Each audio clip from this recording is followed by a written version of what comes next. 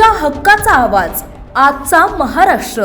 बारामती तालुक्यातून एक अत्यंत हृदयद्रावक आणि शॉक करणारी घटना समोर आली आहे। तांदुळवाडीतील दादा पाटील नगर परिसरात एकाच घरात माय लेकाचा मृतदेह आढळल्याने संपूर्ण परिसरात खळबळ उडाली आहे। कामावरून घरी परतलेल्या पतीने दरवाजा उघडता समोरचे दृश्य पाहून त्यांच्या पायाखालची जमीनच सरकली आहे। रमा विजय गावडे वय वर्ष 41 वर्षे आणि त्यांचा 17 वर्षाचा मुलगा विवेक विजय गावडे अशी मृत आढळलेल्या माय लेकाची नावे आहे। मृत रमा यांचे पती विजय गावडे हे बारामती MIDCतील एका कंपनीत काम करतात।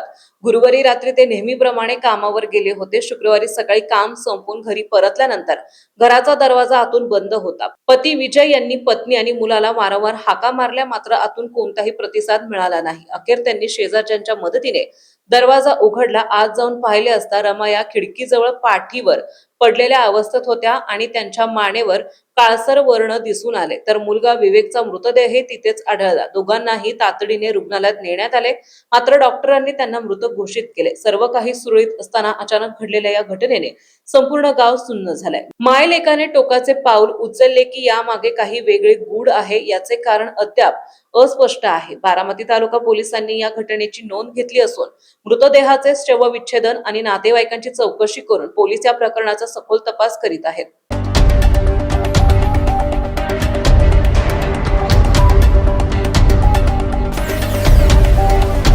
तुमच्या हक्काचा आवाज आजचा महाराष्ट्र।